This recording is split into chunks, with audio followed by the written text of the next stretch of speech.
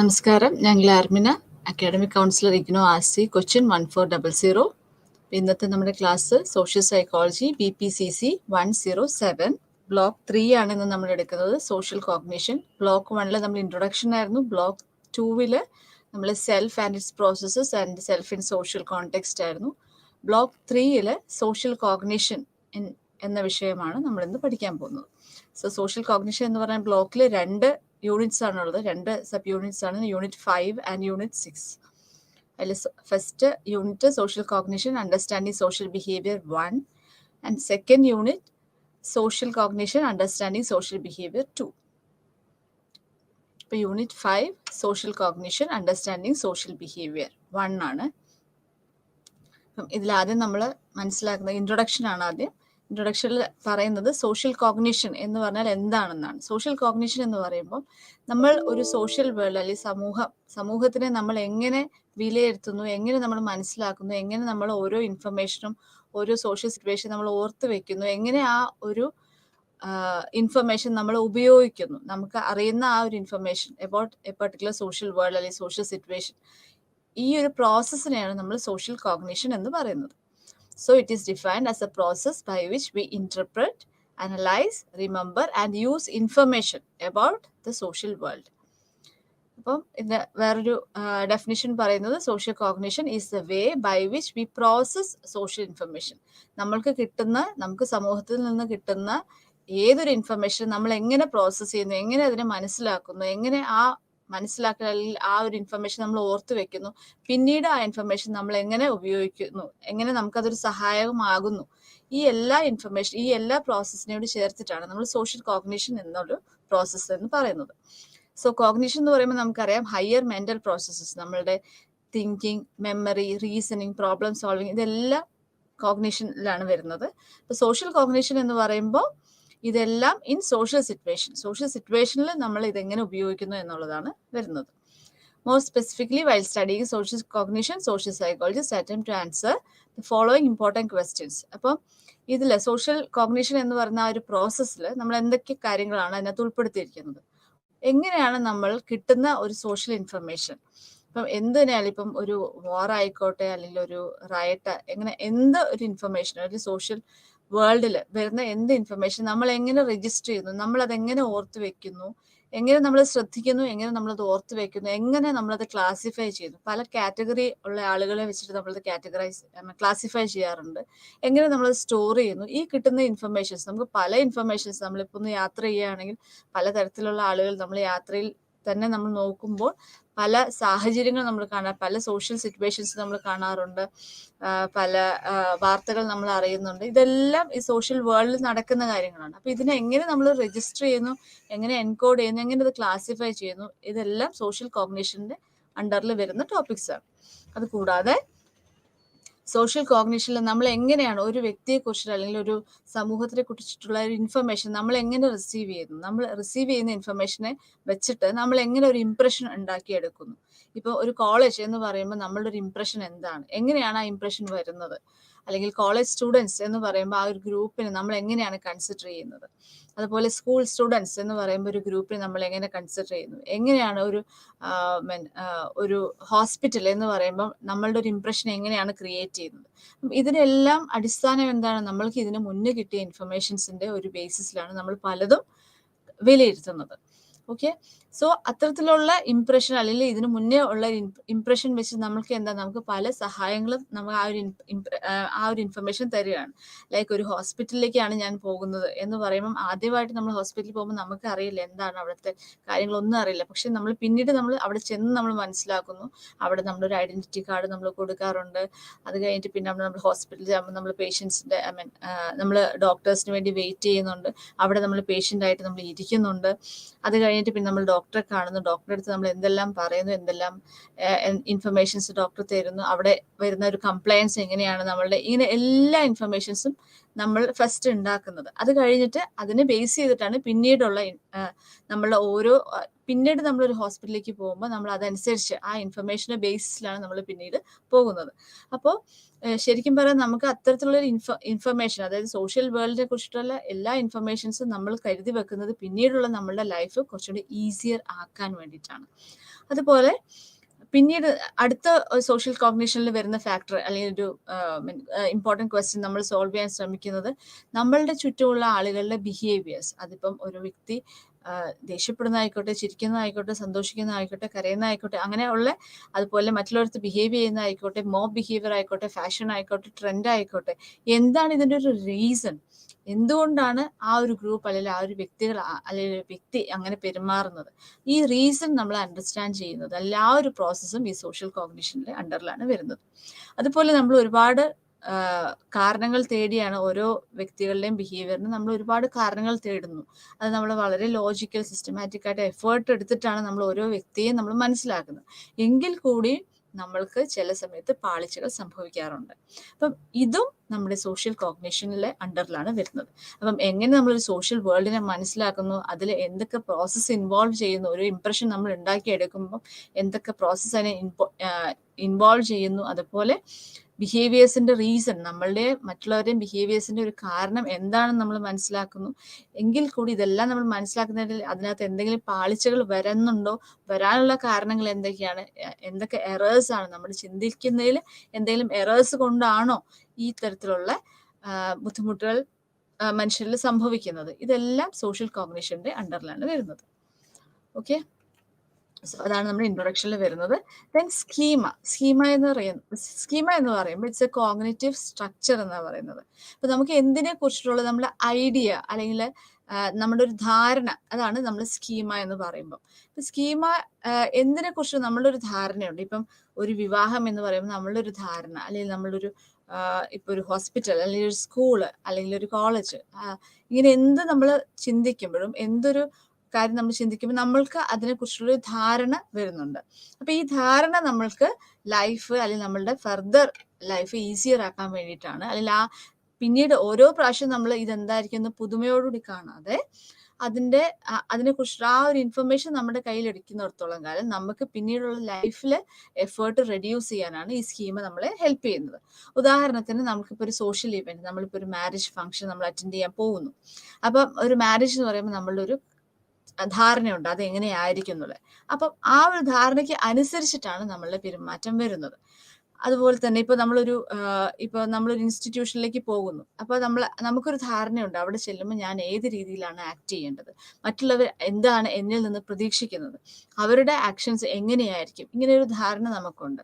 ഇതുപോലെ തന്നെ നമ്മളുടെ റിലേഷൻഷിപ്സിലും നമ്മൾ നല്ല രീതിയിൽ റിലേഷൻഷിപ്സ് കൊണ്ടുപോകുന്നതിന്റെ ഒരു പ്രധാന കാരണം നമുക്ക് ഓരോ വ്യക്തിയെയും മനസ്സിലാവുന്നതുകൊണ്ടും ആ വ്യക്തികളുമായിട്ട് നമ്മൾ എങ്ങനെ ഇടപഴകണം എന്നുള്ളൊരു ധാരണ നമുക്ക് ഉള്ളത് കൊണ്ടുമാണ്. അതിനാണ് സോഷ്യൽ സ്കിൽസ് അല്ലെങ്കിൽ സോഷ്യൽ ഇന്റലിജൻസ് എന്ന് നമ്മൾ പറയുന്നത്.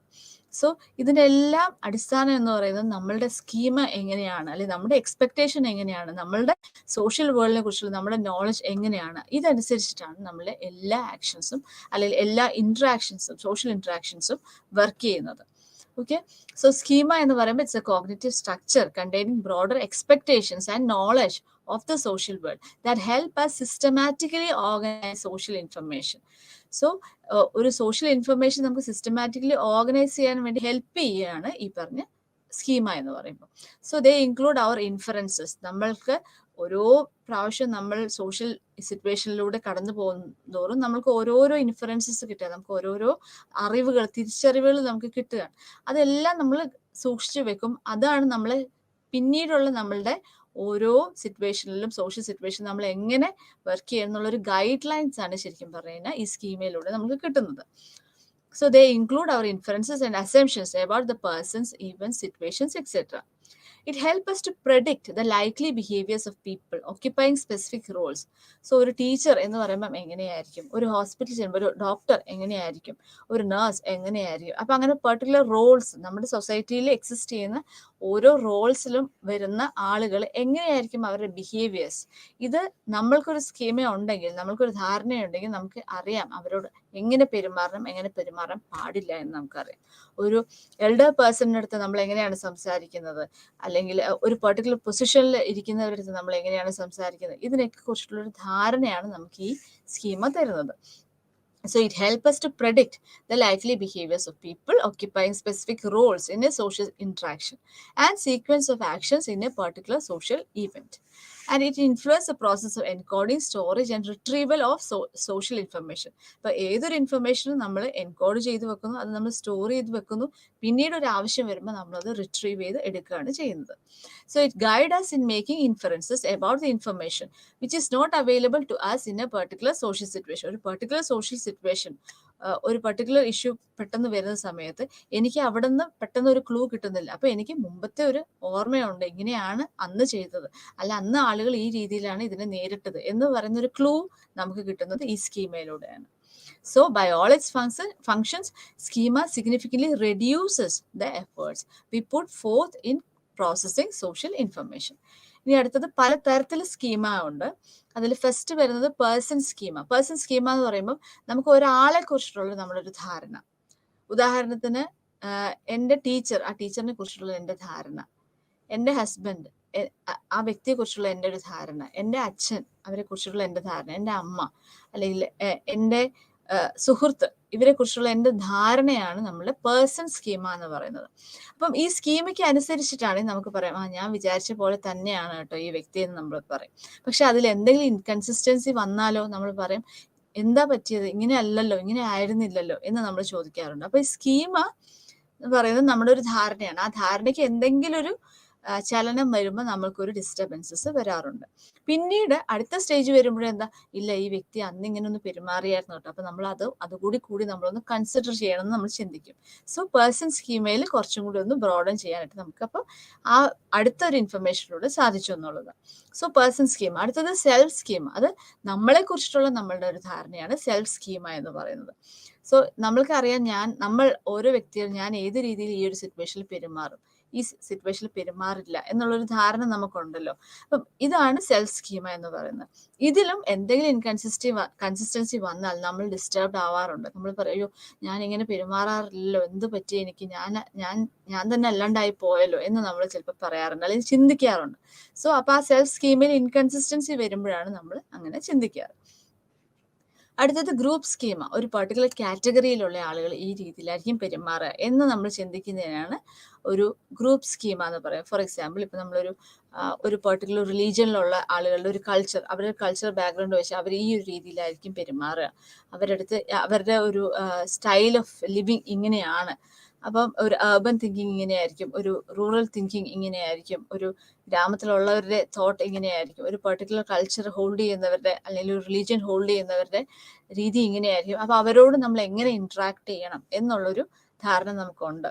സോ ആ ഒരു പെർട്ടിക്കുലർ ഗ്രൂപ്പ് അല്ലെങ്കിൽ ഒരു കാറ്റഗറി വെച്ചിട്ടുള്ള നമ്മളുടെ ഒരു ധാരണയാണ് നമ്മൾ ഗ്രൂപ്പ് സ്കീമ എന്ന് പറയുന്നത്. ഫോർ എക്സാമ്പിൾ, ഒരു ഏജ്ഡ് ആയിട്ടുള്ള ആളുകൾ, ആ ഒരു കാറ്റഗറിയിലുള്ള ആളുകൾ നമ്മൾ എങ്ങനെ പെരുമാറണം, ഒരു വിമൻ കാറ്റഗറിയിലുള്ള ആളുകൾ നമ്മൾ എങ്ങനെ പെരുമാറണം, ഒരു പെർട്ടിക്കുലർ റേസിലുള്ള ആളുകളുടെ അടുത്ത് നമ്മൾ എങ്ങനെ പെരുമാറണം. സോ ഇതാണ് ഗ്രൂപ്പ് സ്കീമ എന്ന് പറയുന്നത്. സോ അതൊരു ധാരണ നമുക്ക് തരികയാണ്. സോ ഇതിനെ നമുക്ക് സ്റ്റീരിയോ ടൈപ്പ് എന്നും നമുക്ക് പറയാം. then അടുത്തത് റോൾ സ്കീമ. നമുക്കറിയാം, ഓരോ വ്യക്തികൾ, ഒരു ഗ്രൂപ്പിലുള്ള ഒരു പെർട്ടിക്കുലർ ഗ്രൂപ്പ് എന്ന് നമ്മൾ പറയുമ്പോൾ അവിടെ ഉള്ള റോൾസ്, ആ റോൾസ് ഹോൾഡ് ചെയ്യുന്ന വ്യക്തികൾ, അവരുടെ ക്വാളിറ്റീസ് എങ്ങനെയായിരിക്കും. ഉദാഹരണത്തിന് ഇപ്പൊ നമ്മൾ പറയാം, ഇപ്പം ഒരു ടീച്ചർ എന്ന് പറയുമ്പോൾ ആ വ്യക്തി ഒരു ടീച്ചർ ആണെന്ന് പറയുമ്പോൾ, അതെയോ ആ ടീച്ചർ ആണെങ്കിൽ ഇങ്ങനെയായിരിക്കും കേട്ടോ എന്ന് നമ്മൾ പറയാം. അപ്പൊ ആ ഒരു പെർട്ടിക്കുലർ റോളിനോട് അസോസിയേറ്റ് ചെയ്തിട്ട് പല ട്രേഡ്സ് അല്ലെങ്കിൽ ക്വാളിറ്റീസ് അവർക്ക് ഉണ്ടെന്ന് നമ്മൾ അസ്യൂം ചെയ്യാണ്. എങ്ങനെയാണ് നമ്മൾക്ക് ആ ഒരു അസംഷൻ വരുന്നത്? നമ്മളുടെ പ്രീവിയസ് എക്സ്പീരിയൻസ്. സ്കീമ എന്ന് പറയുമ്പോൾ ഒരു പെർട്ടിക്കുലർ ഈവന്റ്, ഞാൻ നേരത്തെ പറഞ്ഞ പോലെ ഒരു മാരേജ് ഫംഗ്ഷൻ അല്ലെങ്കിൽ ഒരു ഫ്യൂണറൽ ഫംഗ്ഷൻ, അങ്ങനെ എന്തെങ്കിലും ഒരു അങ്ങനത്തെ ഒരു ഈവന്റ് നമ്മുടെ ലൈഫിൽ നടക്കുകയാണെങ്കിൽ ആ ഈവന്റിൽ നമ്മൾ എങ്ങനെയാണ് പെരുമാറുക എന്നുള്ളൊരു ഗൈഡ് ലൈൻസ് നമുക്ക് തരുന്നത് ഈ ഈവന്റ് സ്കീമ ആവശ്യം. അപ്പൊ സ്കീമയിൽ ശരിക്കും ഒരു സ്ക്രിപ്റ്റ് ഉണ്ട്. സ്ക്രിപ്റ്റ് എന്ന് പറയും, ഈവന്റ് സ്കീമയിൽ പ്രത്യേകിച്ച് സ്ക്രിപ്റ്റ് ആണ്. അത് അവിടെ എന്തൊക്കെയാണ് സംഭവിക്കുക നമുക്ക് കൃത്യമായിട്ടൊരു സീക്വൻഷ്യൽ ആയിട്ടുള്ള ഒരു ഗൈഡ് ലൈൻസ് നമുക്ക് അവിടെ കിട്ടുന്നുണ്ട്. Expected sequences of actions and behaviours of people. അപ്പൊ ഒരു ഇവന്റ് നമ്മളവിടെ നടക്കുകയാണെങ്കിൽ അവിടെ ഇന്ന ഗസ്റ്റുകൾ വരും. അപ്പൊ ഗസ്റ്റിനെ നമ്മൾ ഈ രീതിയിലാണ് ഇൻവൈറ്റ് ചെയ്യേണ്ടത്, ഈ രീതിയിലാണ് നമ്മൾ അവരെ കൊണ്ടുവരേണ്ടത്. അത് കഴിഞ്ഞ് പിന്നെ നമ്മൾ അവരെ പിന്നെ ഡയസിലിരുത്തുന്നു, പിന്നെ നമ്മൾ അവരെടുത്ത് നമ്മൾ ഓരോരുത്തരും വെൽക്കം ചെയ്തു, അങ്ങനെ ഓരോന്നൊരു സ്ക്രിപ്റ്റ് പോലെയാണ് വർക്ക് ചെയ്യുന്നത്. അപ്പം ആ ഈവെന്റിൽ എന്തെങ്കിലും ഒരു പ്രോബ്ലം വന്നിട്ടുണ്ടെങ്കിൽ, കൺസിസ്റ്റൻസി വന്നാൽ നമ്മൾ പറയും, അയ്യോ ഇങ്ങനെയല്ലല്ലോ സാധാരണ ഒരു ഇവന്റ് നടത്തേണ്ടത് എന്ന് നമ്മൾ പറയാറുണ്ട്. It's all based on the information we got earlier through social gatherings, അല്ലെങ്കിൽ സോഷ്യൽ സിറ്റുവേഷനിലൂടെയാണ് നമുക്ക് ഈ ഇൻഫർമേഷൻസ് കിട്ടുന്നത്. So person schema, self schema, group schema, role schema and event schema. അപ്പൊ സ്കീമാസ് എന്ന് പറയുന്നത് നമുക്ക് എപ്പോഴും പറയാം ഒരു തിയറി ഡ്രൈവൺ ആണ്. അതായത് നമ്മൾ പ്രീവിയസ്ലി അക്വയർഡ് നോളജിനെ ബേസ് ചെയ്തിട്ടാണ് ഈ ഒരു സ്കീമ ജനറേറ്റ് ചെയ്യുന്നത്, അല്ലെ ഒറിജിനേറ്റ് ചെയ്യുന്നത്. ആൻഡ് സ്കീമാസ് എപ്പോഴും എന്താണ്, സ്കീമാസിൽ നമുക്ക് അറിയാൻ പറ്റും ചില ഡീറ്റെയിൽസ് നമ്മൾ ഓർത്ത് വെക്കും, ചില ഡീറ്റെയിൽസ് നമ്മൾ മറക്കും, അല്ലെങ്കിൽ ചില ഡീറ്റെയിൽസ് നമ്മൾ ഓർത്ത് വെക്കേണ്ട കാര്യമില്ല. ഇതൊന്നും എപ്പോഴും നടക്കാറില്ലല്ലോ, ഇത് ഇടയ്ക്ക് വല്ലപ്പോഴും സംഭവിക്കുന്ന കാര്യമല്ലേ, അതൊരു റെഗുലർ ആയിട്ട് വരുന്നൊരു കാര്യമല്ലല്ലോ, അപ്പൊ ഇത് നമ്മൾ ആഡ് ചെയ്യേണ്ട കാര്യമില്ല, ഈ ഇൻഫർമേഷൻ നമുക്ക് വിട്ട് കളയാം എന്ന് നമ്മൾ ചിന്തിക്കാറുണ്ട്. So it further determine that what details will be remembered. ചില ഡീറ്റെയിൽസ് നമ്മൾ ഓർക്കും, ഇത് ഓർത്ത് വെക്കണം കേട്ടോ, അടുത്ത പ്രാവശ്യം ഇങ്ങനെ ഒരു ഇവന്റ് നടത്തുമ്പോൾ അല്ലെങ്കിൽ ഇങ്ങനെ ഒരു സിറ്റുവേഷൻ വരുമ്പോൾ നമ്മൾ ഇത് ഓർത്ത് വെക്കണം എന്ന് നമ്മൾ ചിന്തിക്കാറുണ്ട്. ചിലത് നമ്മൾ ഇത് ഓർത്ത് വെക്കേണ്ട കാര്യമില്ല, അത് അടുത്ത പ്രാവശ്യം വരുമ്പോൾ ഈ സിറ്റുവേഷൻ അല്ലല്ലോ എന്നും നമ്മൾ പറയാറുണ്ട്. സോ ഈ സ്കീമാസ് എല്ലാം എന്താണ്, നമ്മൾ ചിന്തിച്ചു നോക്കിയാൽ നമ്മുടെ ലൈഫ് ഈസിയർ ആക്കി തരികയാണ് ഈ സ്കീമാസിലൂടെ. And most of our social interactions are facilitated by the schema driven assumptions and inferences we draw about various people in our social surroundings. Then schemas എന്ന് പറയുമ്പോൾ പേഴ്സണൽ സ്കീമാസ്, പ്രത്യേകിച്ച് പേഴ്സണൽ സ്കീമ എന്ന് പറയുമ്പോൾ അവിടെ നമ്മൾ ഓരോ വ്യക്തിയെ ജഡ്ജ് ചെയ്യാണ്, അല്ലേ, നമ്മൾ ഓരോ വ്യക്തിയെ ഇവാലുവേറ്റ് ചെയ്യുന്നു, ജഡ്ജ് ചെയ്യുന്നു, അവരുടെ ഒരു ഓറിയന്റേഷൻ എങ്ങനെയാണ്, ഇതെല്ലാം നമ്മൾ മനസ്സിലാക്കുന്നത് ആ പേഴ്സൺ സ്കീമ എന്ന് പറയുന്ന ഒരു റെപ്രസെന്റേഷൻ അല്ലെങ്കിൽ കോഗ്നിറ്റീവ് സ്ട്രക്ചർ വഴിയാണ്. ആൻഡ് സ്കീമാസിനെ നമുക്ക് ഡെവലപ്പ് ചെയ്യാനും സ്ട്രെങ്തൻ ചെയ്യാനും പറ്റും. എങ്ങനെയാണ്, നമ്മൾ സോഷ്യൽ എക്സ്പീരിയൻസിലൂടെ തന്നെയാണ് അത് സാധിക്കുള്ളൂ. സോ നമുക്ക് കിട്ടുന്ന ഇൻഫർമേഷൻസ്, നമ്മൾ ഓരോ സോഷ്യൽ സിറ്റുവേഷൻസിലും നമുക്ക് കിട്ടുന്ന ഇൻഫർമേഷൻസ് എല്ലാം നമ്മൾ ചേർത്ത് വെച്ച് ഒരു ഇന്റഗ്രേറ്റഡ് ആയിട്ടുള്ള ഒരു സ്ട്രക്ചർ ആണ് അവിടെ ഉണ്ടാവുന്നത്. സോ അത്തരത്തിൽ ആ ഒരു ഇന്റഗ്രേറ്റഡ് സ്ട്രക്ചർ എന്ന് പറയുമ്പോൾ അവിടെ നമുക്കറിയാം അസോസിയേറ്റഡ് കമ്പോണൻസ് ഉണ്ടാവും, അതുപോലെ അതൊരു സ്റ്റേബിൾ ആയിട്ടുള്ള ഒരു നേച്ചർ ആയിരിക്കും. ബിക്കോസ് എനിക്കറിയാം ഇത് ഇങ്ങനെയാണ് സംഭവിക്കുക, ബിക്കോസ് എനിക്കൊരു എക്സ്പീരിയൻസ് ഉണ്ട്. എക്സ്പീരിയൻസ് ഇല്ലാത്ത ഒരാൾക്കാണല്ലോ ഇത് എന്ത് പറ്റിയെന്ന് പറയുമ്പോൾ അവർക്കൊരു ആദ്യം എല്ലാവർക്കൊരു ബുദ്ധിമുട്ടാണ് അവിടെ വരിക, ആ ഇൻകൺസിസ്റ്റൻസി ഉണ്ടാക്കുന്ന ഒരു സിറ്റുവേഷൻ ആണ് അവിടെ വരുന്നത്. പക്ഷെ ഒരു എക്സ്പീരിയൻസ് ഉള്ള ആളാണെങ്കിൽ അവർക്ക് അത്രയും ആ ഒരു വീഴ്ച അല്ല ആ ഒരു സിറ്റുവേഷൻ താങ്ങാനുള്ള കരുത്ത് അവർക്ക് ഉണ്ടാവും. സോ എപ്പോഴും നമ്മുടെ സ്കീമാസ് എത്രത്തോളം ഡെവലപ്പ് ചെയ്യാൻ, എത്രത്തോളം സ്ട്രെങ്തൻ ചെയ്യാൻ സാധിക്കുന്നു, അത്രത്തോളം നമ്മുടെ ലൈഫ് മെച്ചമുള്ളതും ഈസിയറും ആക്കാനായിട്ട് നമുക്ക് കഴിയുമെന്നുള്ളതാണ്. അടുത്തത് modes of social thought processing. ഇപ്പൊ നമുക്ക് പല രീതിയിൽ നമ്മൾ ഇംപ്രഷൻ ക്രിയേറ്റ് ചെയ്യാറുണ്ട്, നമ്മളെ കുറിച്ചിട്ടാണെങ്കിലും മറ്റുള്ളവരെ കുറിച്ചിട്ടൊക്കെ ആണെങ്കിലും നമ്മൾ പല കാര്യങ്ങളും, നമ്മൾ സോഷ്യൽ ഇൻഫർമേഷൻസ് നമ്മൾ മനസ്സിലാക്കുന്നത് പല രീതിയിലാണ്. ഇപ്പൊ ഇതിൽ ഫസ്റ്റ് പ്രോസസ്സ് അല്ലെങ്കിൽ ഫസ്റ്റ് മോഡൽ എന്ന് പറയുന്നത് കണ്ടിന്യൂ മോഡൽ ഓഫ് പ്രോസസ്സിംഗ് ആണ്. ഇപ്പൊ കണ്ടിന്യൂ എന്ന് പറയുമ്പോൾ നമുക്കറിയാലോ, ഒരിടത്തു നിന്ന് തുടങ്ങി വേറൊരിടത്തേക്ക് എത്തുന്ന ആ ഒരു കണ്ടിന്യൂസ് ആയിട്ടുള്ള ഒരു പ്രോസസ്സാണ്. അപ്പം ഇതിൽ ഫസ്റ്റ് നമ്മളൊരു ഇംപ്രഷൻ അല്ലെങ്കിൽ ഒരു സോഷ്യൽ ഇൻഫർമേഷൻ നമുക്ക് കിട്ടുമ്പോൾ, അല്ലെങ്കിൽ സോഷ്യൽ ആയിട്ടുള്ള ഒരു സിറ്റുവേഷൻ വരുമ്പോൾ നമ്മൾ ആദ്യമേ തന്നെ ഒരു കാറ്റഗറി ബേസ്ഡ് ആയിട്ടാണ് പറയാം. അപ്പോൾ കാറ്റഗറി ബേസ്ഡ് ഇൻഫർമേഷൻ പ്രോസസ്സിംഗിൽ നിന്ന് ഒരു ഡാറ്റ ഡ്രിവൺ സിസ്റ്റമാറ്റിക് പ്രോസസ്സിംഗിലേക്ക് നമ്മൾ എത്തുന്ന ഒരു പ്രോസസ്സാണ്. അത്തരത്തിലൊരു മോഡലിനെയാണ് നമ്മൾ കണ്ടിന്യൂ മോഡൽ ഓഫ് പ്രോസസ്സിംഗ് എന്ന് പറയുന്നത്. ഫോർ എക്സാമ്പിൾ, നമ്മൾ ഒരു വ്യക്തി അല്ലെങ്കിൽ ഒരു കാറ്റഗറി നമ്മൾ മനസ്സിലാക്കുമ്പോൾ അത് ഈ പ്രായമുള്ളവർ ഇങ്ങനെയായിരിക്കും, അല്ലെങ്കിൽ ഈ ഒരു ജെൻഡറിലുള്ളവർ ഇങ്ങനെയായിരിക്കും, ഈ പെർട്ടിക്കുലർ റേസ് അല്ലേ, അല്ലെങ്കിൽ ഇങ്ങനത്തെ ജോലിയുള്ളവരല്ലേ എന്നുള്ള ധാരണയാണ് വരുന്നത്. സോ ജോലി അല്ലെങ്കിൽ റേസ്, ജെൻഡർ, ഏജ് അങ്ങനെയുള്ള കാറ്റഗറിനെ ബേസ് ചെയ്തിട്ടാണ് നമ്മൾ ഫസ്റ്റ് ഇൻഫർമേഷൻ കളക്ട് ചെയ്യുക. അവിടെ നിന്ന് നമ്മൾ കാര്യങ്ങൾ മനസ്സിലാക്കി വന്നു കഴിഞ്ഞിട്ട് പിന്നെ ലാസ്റ്റ് അത് കഴിഞ്ഞ് ഒരു ഡാറ്റ ഡ്രിവൻ പ്രോസസ്സിലേക്ക് വരുമ്പോൾ നമ്മൾ ആ വ്യക്തിയെ കൂടുതലും മനസ്സിലാക്കുകയാണ് ചെയ്യുന്നത്. സോ അപ്പം ഒരു കാറ്റഗറിയിൽ നിന്ന് ആ വ്യക്തിയുടെ പേഴ്സണൽ എബിലിറ്റി അല്ല, വ്യക്തിയുടെ പേഴ്സണൽ പെർഫോമൻസിനെ ബേസ് ചെയ്തിട്ട് നമ്മൾ ഇൻഫർമേഷൻ കളക്ട് ചെയ്യുന്ന ഒരു പ്രോസസ്സാണ് ഡാറ്റ ഡ്രിവൺ സിസ്റ്റമാറ്റിക് പ്രോസസ്സിംഗ് എന്ന് പറയുന്നത്. സോ ആദ്യമേ ഒരു കാറ്റഗറിയിൽ നിന്ന് കാറ്റഗറി ഡ്രിവൺ സ്കീമാറ്റിക് പ്രോസസ്സിംഗ് ആണെങ്കിൽ അവിടുന്ന് പിന്നെ ഒരു ലേറ്റർ സ്റ്റേജിലേക്ക് വരുമ്പോൾ ഒരു ഡാറ്റ ഡ്രിവൺ സിസ്റ്റമാറ്റിക് പ്രോസസ്സിംഗിലേക്ക് എത്തുകയാണ് ചെയ്യുന്നത്. അതാണ് ഫസ്റ്റ് കണ്ടിന്യൂ മോഡലിൽ പറയുന്നത്. അടുത്തത് അതുപോലെ തന്നെ ഏകദേശം വരുന്നതാണ് ഓട്ടോമാറ്റിക് വേഴ്സസ് കൺട്രോൾഡ് പ്രോസസ്സിംഗ് എന്ന് പറയുന്നത്, സെക്കൻഡ് വേ ഓഫ് പ്രോസസ്സിംഗ്. അപ്പൊ ഇതിൽ പറയുന്നത് എന്താ വെച്ചാൽ, നമുക്ക് റിപ്പീറ്റഡ് എക്സ്പോഷർ കിട്ടുകയാണ്. ഇപ്പൊ റിപ്പീറ്റഡ് എക്സ്പോഷറിലൂടെ നമ്മൾ മനസ്സിലാക്കുകയാണ് ഈ പെർട്ടിക്കുലർ ഏജിലുള്ളവര് ഈ രീതിയിലാണ് പെരുമാറുക. ഫോർ എക്സാമ്പിൾ ഇപ്പൊ അഡോളസെന്റ് കുട്ടികളെ പറ്റിയിട്ട് നമ്മൾ അങ്ങനെ ഒരു ധാരണ ഉണ്ടല്ലോ, അവർ ഒരു എക്സ്പെരിമെന്റേഷൻ ഉണ്ട്, അവർക്ക് പിയർ പ്രഷർ കൂടുതലായിരിക്കും, ആ പിയർ പ്രഷറിന് താങ്ങാനുള്ള ബുദ്ധിമുട്ടുകൾ അവർക്ക് ഉണ്ടാവും. സോ ഇതൊരു ക്രിട്ടിക്കൽ ആയിട്ടുള്ള ഒരു പീരീഡ് ആണ് ഒരു വ്യക്തിയുടെ ലൈഫിൽ ശരിക്കും ഒരു ടേണിംഗ് പോയിന്റ് നമ്മൾ പറയുന്ന ഒരു പീരീഡ് ആണ് അഡോളസെന്റ് പീരീഡ് എന്ന് നമ്മൾ പറയുന്നു. സോ ഇതെങ്ങനെയാണ് നമ്മൾ അങ്ങനെ ഒരു ചിന്തയിലേക്ക് എത്തുന്നത്? റിപ്പീറ്റഡ് എക്സ്പോഷർ, നമ്മൾ കേൾക്കുന്ന വാർത്തകളും നമ്മൾ കാണുന്ന വ്യക്തികളെയും ബേസ് ചെയ്തിട്ട് നമുക്ക് ഒരു റിപ്പീറ്റഡ് എക്സ്പോഷർ കിട്ടുകയാണ്.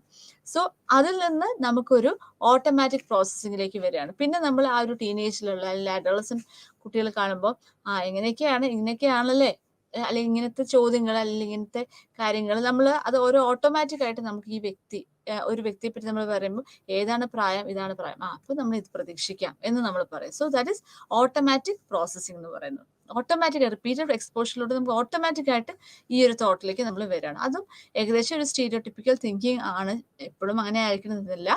അതിൽ നിന്ന് ഒരു അടുത്ത സ്റ്റേജ് എന്ന് പറയുന്നത് കൺട്രോൾഡ് പ്രോസസ്സിംഗ് ആണ്. അവിടെ നമ്മളൊരു എഫേർട്ട് എടുത്ത് ഓർഗനൈസ് ചെയ്ത് ലോജിക്കലി നമ്മൾ മനസ്സിലാക്കി ഓരോ വ്യക്തിയെയും എടുത്ത് നമ്മൾ മനസ്സിലാക്കിയാണ് നമ്മൾ വരുന്നത്. സോ അതൊരു എഫേർട്ട്ഫുൾ ടാസ്ക് ആണ്, ഹൈലി പർപ്പസ്ഫുൾ ആയിട്ടുള്ള ഒരു അപ്രോച്ച് ആണ് നമ്മൾ അവിടെ എടുക്കുന്നത്. So that is controlled processing. So automatic versus controlled processing ആണ് വരുന്നത്.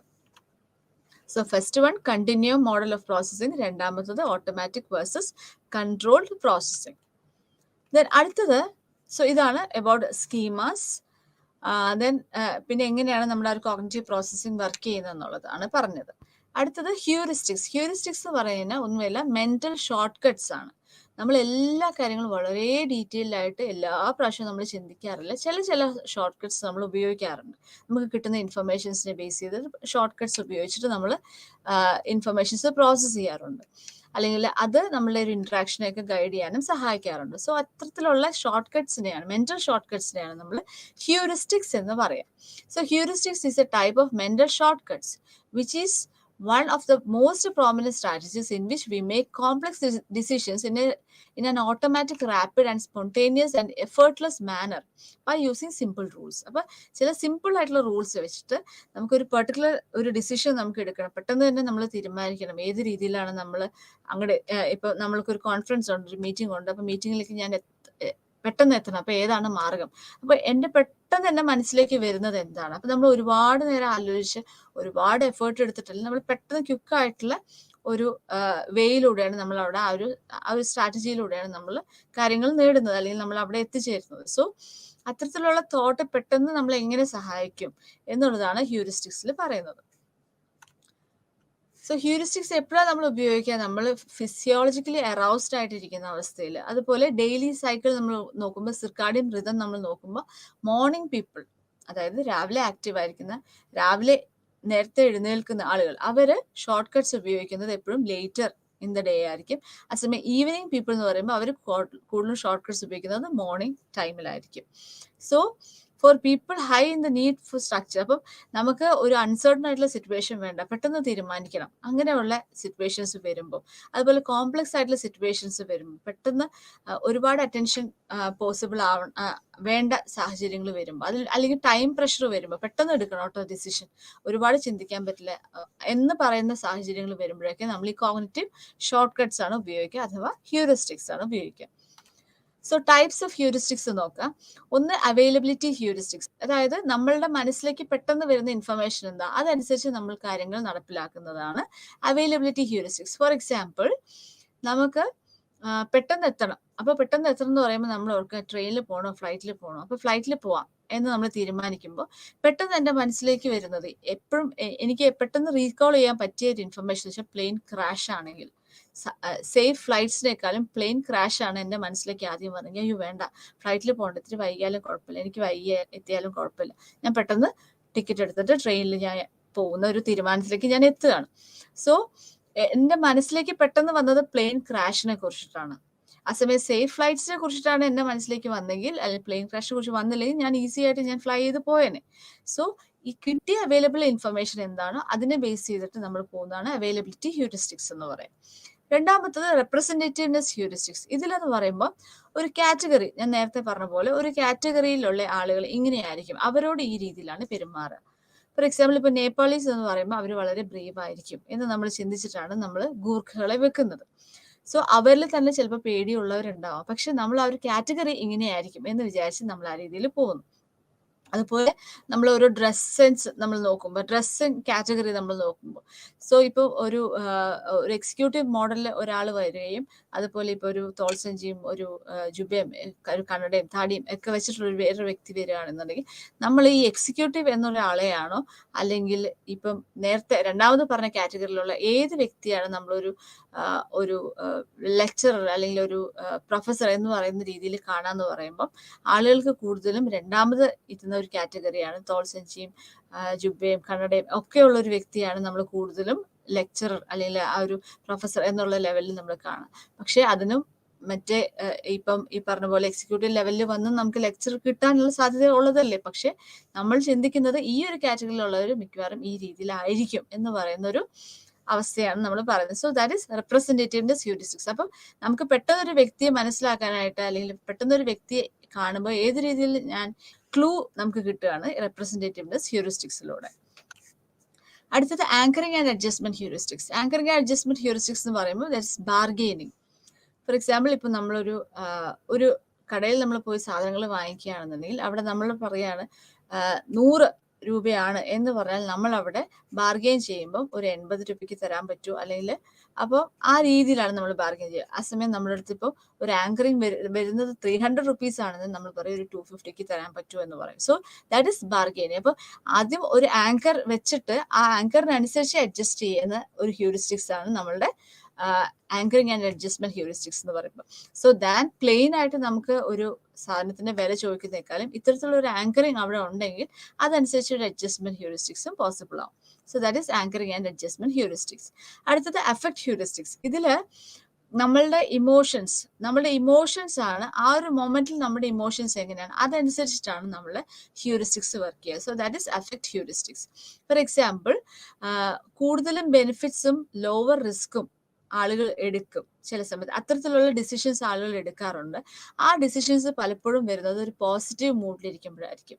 ആ സമയം നമ്മളൊരു നെഗറ്റീവ് മൂഡിലാണ് അല്ലെങ്കിൽ നെഗറ്റീവ് ഇമോഷൻസിൽ ഇരിക്കുന്ന സമയത്ത് എപ്പോഴും നമ്മൾ ഡിസിഷൻസ് എടുക്കുമ്പോൾ ആ ബെനിഫിറ്റ്സിനേക്കാളും കൂടുതൽ ആ റിസ്ക് കണ്ടീഷൻസിനായിരിക്കും നമ്മൾ കൂടുതലും ഫോക്കസ് ചെയ്യുക. So lead people to focus on the potential downsides of the decision rather than the possible benefits. So that is affect heuristics.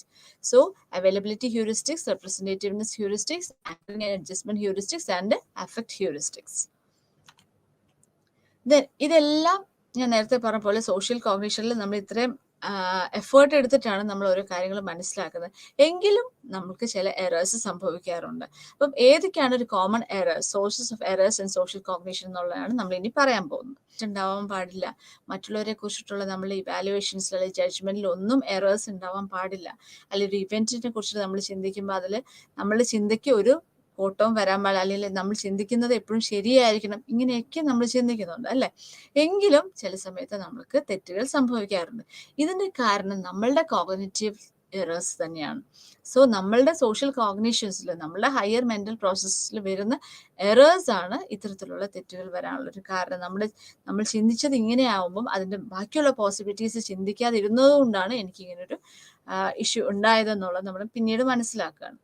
So അത്തരത്തിലുള്ള എറേഴ്സ് മനുഷ്യരിൽ കാണാവുന്ന സോഷ്യൽ കോഗ്നിഷനിൽ വരുന്ന എറേഴ്സ് ആണ് ഇന്ന് നമ്മൾ പറയുന്നത്.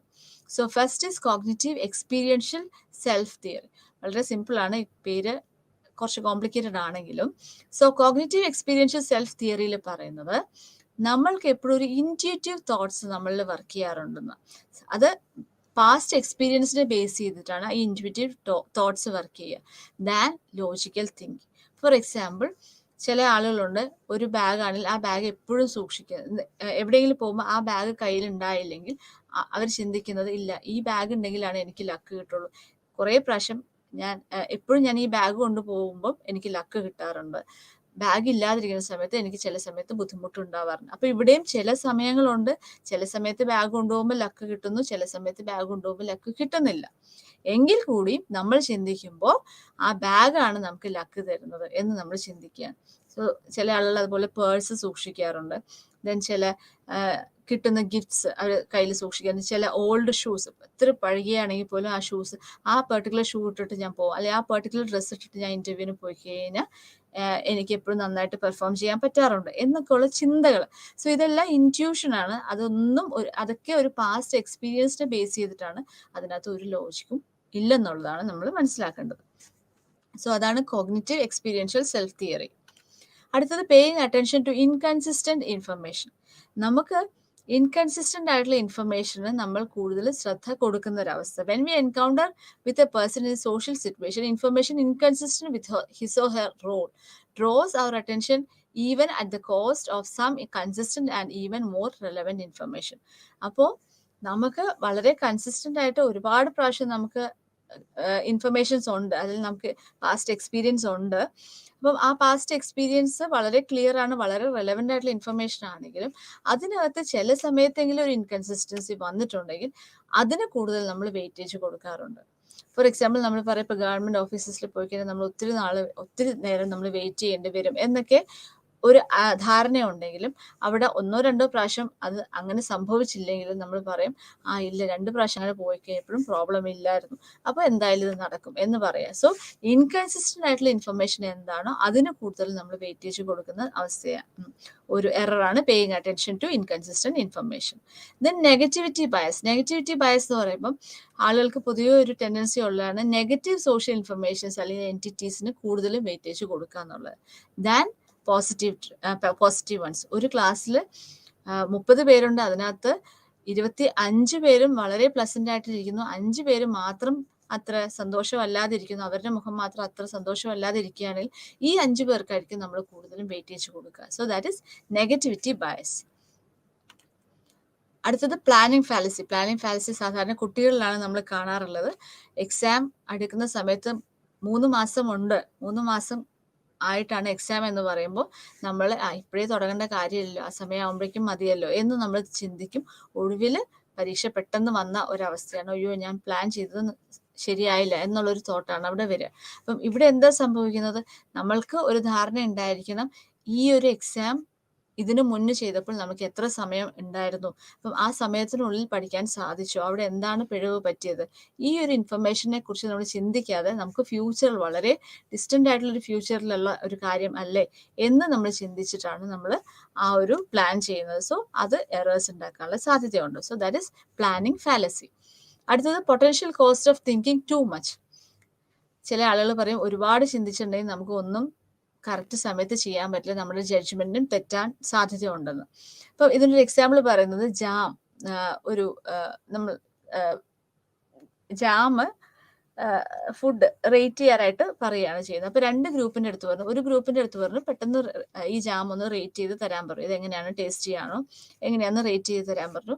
മറ്റേ ഗ്രൂപ്പിന്റെ അടുത്ത് പറഞ്ഞു ഇതൊന്ന് റേറ്റ് ചെയ്തിട്ട് എന്തുകൊണ്ടാണ് നിങ്ങൾ ഈ രീതിയിൽ റേറ്റ് ചെയ്തതെന്ന് അനലൈസ് ചെയ്തിട്ട് പറയാനും പറഞ്ഞു. ഓക്കെ, എന്നിട്ട് ഫൈനലി ഈ ജാം കറക്റ്റായിട്ട് ടേസ്റ്റ് ചെയ്യാൻ പറ്റുന്ന എക്സ്പേർട്സിനെ വിളിച്ചു, അവർ അത് ടേസ്റ്റ് ചെയ്ത് അതിനകത്ത് ഏതാണ് ആക്യുറേറ്റ് ആയിട്ടുള്ള അല്ലെ ഏറ്റവും നല്ല ജാം ഏതാണെന്ന് അവർ തിരിച്ചറിയുകയൊക്കെ ചെയ്തു. പക്ഷേ നമ്മൾ ഫൈനൽ റിസൾട്ട് വന്നപ്പോൾ പെട്ടെന്ന് ഒരു റേറ്റിംഗ് തരാൻ പറഞ്ഞവരുടെ റേറ്റിംഗ് ആയിരുന്നു കൂടുതൽ ആക്യുറേറ്റ് ദാൻ രണ്ടാമത്തെ കാറ്റഗറിയിൽ. സോ ഒരുപാട് നമ്മൾ ചിന്തിച്ചു കഴിഞ്ഞാൽ നമ്മൾക്ക് എറേഴ്സ് സംഭവിക്കാനുള്ള സാധ്യത ഉണ്ടെന്നാണ് പറയുന്നത്. So that is potential cost of thinking too much. അടുത്തത് കൗണ്ടർ ഫാക്ച്വൽ തിങ്കിങ്. ഇതില് പറയുന്നത് പോസിബിൾ ഓൾട്ടർനേറ്റീവ്സ്, കാര്യം കഴിഞ്ഞു ഓൾറെഡി ഒക്കർ ചെയ്തൊരു ഇവന്റ് ആണെങ്കിലും അതിന് പോസിബിൾ ഓൾട്ടർനേറ്റീവ്സ് കുറിച്ച് നമ്മൾ ചിന്തിക്കുകയാണ് ചെയ്യുക. ഞാൻ ആ ഗെയിം കളിച്ചിരുന്നെങ്കിൽ നന്നായേനെ, അല്ലെങ്കിൽ നിങ്ങൾ അവിടെ ഉണ്ടായിരുന്നെങ്കിൽ നന്നായേനെ, ഇങ്ങനെയൊക്കെയുള്ള ഓൾട്ടർനേറ്റീവ്സിനെ കുറിച്ച് നമ്മൾ പറയുന്നതിനാണ് കൗണ്ടർ ഫാക്ച്വൽ തിങ്കിങ് എന്ന് പറയുന്നത്. അതും എറേഴ്സ് ഉണ്ടാക്കാം, ബിക്കോസ് നമ്മൾക്ക് ആർക്കും പ്രെഡിക്റ്റ് ചെയ്യാൻ പറ്റുന്ന ഒരു കാര്യമല്ല. പക്ഷെ നമ്മളിങ്ങനെ ഓരോ ഓൾട്ടർനേറ്റീവ്സിനെ പറ്റി പറഞ്ഞ് നമ്മുടെ സമയം കളയുന്ന ഒരു അവസ്ഥയാണ് കാണുന്നത്. സോ അതാണ് കൗണ്ടർ ഫാക്ച്വൽ തിങ്കിങ് എന്ന് പറയുന്നത്. അടുത്തത് മാജിക്കൽ തിങ്കിങ്. മാജിക്കൽ തിങ്കിങ്ങിൽ എപ്പോഴും law of similarity and law of contagion, ഈ 2 ലോസ് ആണ് മാജിക്കൽ തിങ്കിങ്ങിൽ വർക്ക് ചെയ്യുക. അതിനകത്ത് ലോ ഓഫ് സിമിലാരിറ്റിയിൽ പറയുന്നത് ഇപ്പം ഒരു ബിസ്ക്കറ്റ് ആണ്, ആ ബിസ്ക്കറ്റിന് ഒരു ലിസാർഡിന്റെ ഷേപ്പ് ആണെന്ന് വിചാരിക്കുക. ആ ലിസാർഡിന്റെ ഷേപ്പുള്ള ബിസ്ക്കറ്റ് കഴിക്കാനായിട്ട് കുട്ടികൾക്ക് ഒരു ബുദ്ധിമുട്ടുണ്ടാവുകയാണ്, അല്ലെങ്കിൽ അവർക്ക് ഇഷ്ടപ്പെടുന്നില്ല. ബിക്കോസ് ആ ഒരു ലിസാർഡിന്റെ ഷേപ്പാണ് ആ ബിസ്ക്കറ്റിനുള്ളത്. അപ്പം ആ ഒരു സിമിലാരിറ്റി, ലിസാർഡിന്റെ സിമിലാരിറ്റി വന്നപ്പം കുട്ടികൾക്ക് ആ ബിസ്ക്കറ്റ് കഴിക്കാൻ താല്പര്യമില്ല. കാര്യം ബിസ്ക്കറ്റിന്റെ ക്വാളിറ്റി അതല്ലെങ്കിൽ പോലും കുട്ടികൾക്ക് അത് കഴിക്കാനായിട്ട് ഒരു ബുദ്ധിമുട്ട് വരുന്നു. അടുത്ത വേറൊരു എക്സാമ്പിൾ എന്ന് പറഞ്ഞു കഴിഞ്ഞാൽ, വേറൊരു തിങ്കിങ് എറർ എന്ന് പറഞ്ഞാൽ ലോ ഓഫ് കണ്ടേജിയൻ. അതായത് ഇപ്പം ഒരു HIV പേഷ്യൻ്റ് ആണെന്ന് വിചാരിക്കുക. ആ പേഷ്യൻ്റ് ഇട്ട ആ കോട്ട് വേറൊരാളടുത്ത് ഇടാൻ പറയുമ്പോൾ അവർക്കൊരു ബുദ്ധിമുട്ട് കാണിക്കുക. ഈവൻ അത് ഡ്രൈ ക്ലീൻ ചെയ്ത് ക്ലീൻ ആക്കിയ ഒരു കോട്ടാണെന്ന് പറഞ്ഞാലും അത് ഇടാനായിട്ടൊരു ബുദ്ധിമുട്ട്. കാര്യം ആ ഒരു പ്രോപ്പർട്ടി, ആ ഒരു വ്യക്തിയുടെ ഒരു പ്രോപ്പർട്ടി അല്ലെങ്കിൽ ആ ഒരു ഡിസീസ് നമ്മളിലേക്ക് ട്രാൻസ്മിറ്റ് ചെയ്യുമോ എന്നുള്ളൊരു ചിന്തയാണ് അവിടെ വരുന്നത്. So that is magical thinking. അടുത്തത് അറ്റൻഷൻ ബയസ്. നമ്മൾ എന്തിൽ കൂടുതൽ ശ്രദ്ധ കൊടുക്കണം, എന്തിലാണ് കൂടുതൽ ശ്രദ്ധ കൊടുക്കേണ്ടാത്തത് എന്നുള്ളൊരു ധാരണ ഇല്ലാതെ വരുന്ന ഒരു അവസ്ഥയാണ് അറ്റൻഷൻ ബയസ് എന്ന് പറയാം. ഫോർ എക്സാമ്പിൾ, നമ്മളൊരു കാറ് വാങ്ങിക്കാൻ പോകുമ്പോൾ നമ്മൾ ചിന്തിക്കുന്നത് കാറിന്റെ ആ ഒരു ലുക്ക് അല്ലെങ്കിൽ അതിൻ്റെ ഒരു എക്സ്റ്റീരിയർ ഇന്റീരിയർ അതൊക്കെ എങ്ങനെയാണെന്നാണ് നമ്മൾ കൂടുതൽ ശ്രദ്ധിക്കുക. സോ അവിടെ സേഫ്റ്റി റെക്കോർഡിനെ പറ്റിയിട്ടോ അല്ലെങ്കിൽ ഗ്യാസ് മൈലേജിനെ കുറിച്ചിട്ടോ ചിന്ത കുറയുന്ന ഒരു അവസ്ഥയാണ് അറ്റൻഷൻ ബയസിൽ സംഭവിക്കുന്നത്. അടുത്തത് ഫോൾസ് കൺസെൻസസ് എഫക്ട്. മറ്റുള്ളവർ ഇത് എഗ്രി ചെയ്യുമായിരിക്കും, അല്ലെങ്കിൽ മറ്റുള്ളവരും ഇങ്ങനെ തന്നെയല്ലേ എന്ന് നമ്മൾ പറയുന്ന ഒരു അവസ്ഥയാണ് ഫോൾസ് കൺസെൻസസ് എഫക്റ്റ് എന്ന് പറയുന്നത്. അടുത്തത് ഫങ്ഷണൽ ഫിക്സഡ്നെസ്. ഫങ്ഷണൽ ഫിക്സഡ്നെസ്സിൽ നമ്മൾക്കിപ്പോൾ ഒരു ആണി അടിക്കണം. ഓക്കെ, നമുക്ക് ഒരു വാളിൽ ഒരു ആണി അടിക്കണമെങ്കിൽ നമ്മളുടെ കയ്യിൽ ഹാമർ ഉണ്ടോ എന്ന് നമ്മൾ ചിന്തിക്കുന്നു. അപ്പൊ ഹാമർ ഇല്ലെങ്കിൽ വേറെ എന്തെങ്കിലും ഒരു സാധനം വെച്ചിട്ട്, അല്ലെങ്കിൽ അതിന് പകരമായിട്ട് വേറെ എന്തെങ്കിലും ഇപ്പൊ ഒരു പൈപ്പ് റെഞ്ചോ അങ്ങനെ എന്തെങ്കിലും വെച്ചിട്ട് നമ്മൾ ഇത് ഈ ഒരു പർപ്പസ് ചെയ്യാം എന്ന് നമ്മൾ ചിന്തിക്കുന്നില്ല. സോ ഈ ഒരു പെർട്ടിക്കുലർ സാധനം ഈ ഒരു പെർട്ടിക്കുലർ രീതിയിൽ മാത്രമേ ചെയ്യാൻ പാടുള്ളൂ എന്ന് പറയുന്ന ഒരു തോട്ടിനാണ് ഫങ്ഷണൽ ഫിക്സഡ്നെസ് എന്ന് പറയുന്നത്. അടുത്തത് ഹാലോ എഫക്ട്. ഹാലോ എഫക്ട് എന്ന് പറയുമ്പോൾ ഒരു വ്യക്തി സോഷ്യൽ ആണെങ്കിൽ നമ്മൾ വിചാരിക്കും ആ വ്യക്തി ഹെൽപ്ഫുൾ ആയിരിക്കും എന്ന് നമ്മൾ ചിന്തിക്കുക. സോ ഒരു പെർട്ടിക്കുലർ ട്രേറ്റ് ആൾക്കുണ്ടെങ്കിൽ അത് ആളുടെ ബാക്കിയുള്ള ഫാക്ടേഴ്സിനെല്ലാം ഇതിനോട് സിമിലർ ആയിട്ടുള്ള ട്രേറ്റ്സ് ഇവർക്ക് ഉണ്ടാവും എന്ന് നമ്മൾ ചിന്തിക്കുന്നതിനാണ് ഹാലോ എഫക്റ്റ് എന്ന് പറയുന്നത്. അത് ചിലപ്പം തെറ്റി പോവാറുണ്ട്. ഓക്കെ, ദെൻ അടുത്തത് മിസ് ഇൻഫർമേഷൻ എഫക്റ്റ്. അപ്പോൾ this is the tendency for post event information to interfere with the memory of the original event. അപ്പോൾ പണ്ട് ഇങ്ങനെയായിരുന്നു കേട്ടോ എന്ന് നമ്മൾ പറയുന്ന ഒരവസ്ഥ. ആ സിറ്റുവേഷൻ മാറിയെങ്കിലും ഇല്ല, എനിക്ക് ഇങ്ങനെയാണ് ചിന്തിക്കാൻ പറ്റുള്ളൂ, ഇതിൽ നിന്ന് ഞാൻ മാറി ചിന്തിക്കില്ല എന്ന് പറയുന്ന ഒരു അവസ്ഥയാണ് മിസ് ഇൻഫർമേഷൻ എഫക്റ്റ് എന്ന് പറയുന്നത്. So knowledge of this effect has led to a mistrust of eyewitness information. അടുത്തത് ഒപ്റ്റിമിസം ബയസ്. ഒപ്റ്റിമിസം ബയസിൽ എല്ലാം നല്ലതിനാണ്, എല്ലാം നന്നായിട്ട് മാത്രമേ സംഭവിക്കൂ എന്ന് പറയുന്ന ഒരു ഓവർ കോൺഫിഡൻസിൽ വരുന്ന ഒരു തോട്ടാണ് ഒപ്റ്റിമിസം ബയസ്. അപ്പം ഇതിന്റെ കാരണം എന്ന് വെച്ച് കഴിഞ്ഞാൽ ആളുകൾ ഒരു മിസ്ഫോർച്യൂണിൽ ജീവിക്കാൻ ആഗ്രഹിക്കുന്നില്ല എന്നുള്ളതാണ്. അതുകൊണ്ടാണ് ഈ ഒപ്റ്റിമിസം ബയസ് വരുന്നത്. ഓക്കെ, അടുത്തത് self serving bias. Self serving ബയസിൽ പറയുന്നത് tendency to blame external forces. ഒരു കുട്ടി പരീക്ഷയ്ക്ക് പാസ് ആയില്ലെങ്കിൽ ആ കുട്ടി പറയുന്നത് എക്സാം പേപ്പർ ടഫായിരുന്നു, ഈ പോർഷൻസ് ഒന്നും നമ്മൾക്ക് കവർ ചെയ്തില്ല, ടീച്ചർ വളരെ പാർഷ്യലായിട്ടാണ് മാർക്ക് ഇട്ടത് എന്ന് നമ്മൾ പറയുന്നതാണ് സെൽഫ് സെർവിങ് ബയസ്. അപ്പൊ അവിടെ ശരിയായിട്ടുള്ള ഇൻഫർമേഷൻ അവിടെ പാസ് ചെയ്യുന്നില്ല എന്നുള്ളതാണ് നമ്മൾ മനസ്സിലാക്കേണ്ടത്. ദെൻ അടുത്തത് ഡണ്ണിങ് ക്രിഗർ എഫക്റ്റ്. ഡണ്ണിങ് ക്രിഗർ എഫക്റ്റിൽ പറയുന്നത് ആളുകൾ ചിന്തിക്കുന്നത്, ചില ആളുകളുടെ ഒരു സ്വഭാവം, ചില ആളുകൾ അവര് വിശ്വസിക്കുന്നത് അവർക്ക് ഉള്ള ഒരു കേപ്പബിലിറ്റിയേക്കാൾ സ്മാർട്ട്നെസ്സിനേക്കാൾ കൂടുതൽ അവർക്ക് ഉണ്ട് എന്നാണ് അവർ ചിന്തിക്കുക. സോ അവർക്ക് ഒരു എന്താ പറയുക, ഒരു പുവർ ആയിട്ടുള്ള ഒരു സെൽഫ് അവെയർനെസ്സും അതുപോലെ ഒരു കോഗ്നിറ്റീവ് എബിലിറ്റിയും വളരെ ആയതുകൊണ്ടാണ് അവർ ഈ രീതിയിൽ ചിന്തിക്കുക. സോ അവരെ ഇൻകോമ്പിറ്റൻസിനെ അവർക്ക് റെക്കഗ്നൈസ് ചെയ്യാൻ സാധിക്കുന്നില്ല എന്നുള്ളതാണ്. അതുകൊണ്ട് തന്നെ അവരുടെ കേപ്പബിലിറ്റീസിനെ ഓവർ എസ്റ്റിമേറ്റ് ചെയ്യുന്ന ഒരു അവസ്ഥയാണ് കാണുന്നത്. So that is Dunning Kruger effect. Okay,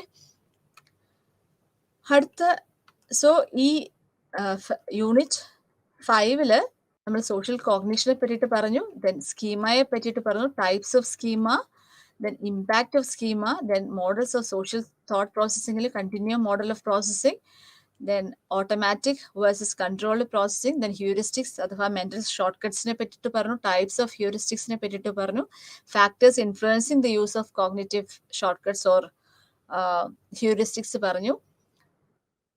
Then sources of errors, cognitive experiential self-theory, then paying attention to inconsistent information, negativity bias, planning fallacy, potential cost of thinking too much, counterfactual thinking, magical thinking, attentional bias, false consensus effect, functional fixedness, halo effect, misinformation effect, optimism bias, self-serving bias, and Dunning-Kruger effect.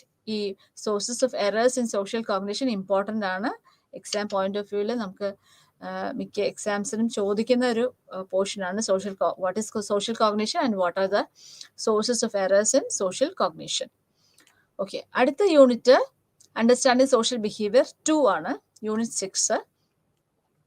ഇതിൽ person perception, അതായത് നമ്മൾ എങ്ങനെ മറ്റുള്ളവരെ പറ്റിയിട്ടുള്ള ഒരു impression നമ്മൾ എങ്ങനെ ഉണ്ടാക്കി എടുക്കുന്നു. So it is a process by which we form impressions of other people. മറ്റുള്ളവരെ പറ്റിയിട്ടുള്ള നമ്മളുടെ ഇംപ്രഷൻ എങ്ങനെയാണ് ഫോം ചെയ്യുന്നത്, ഈ ഒരു പ്രോസസ്സാണ് പേഴ്സൺ പെർസെപ്ഷനിൽ പറയുന്നത്.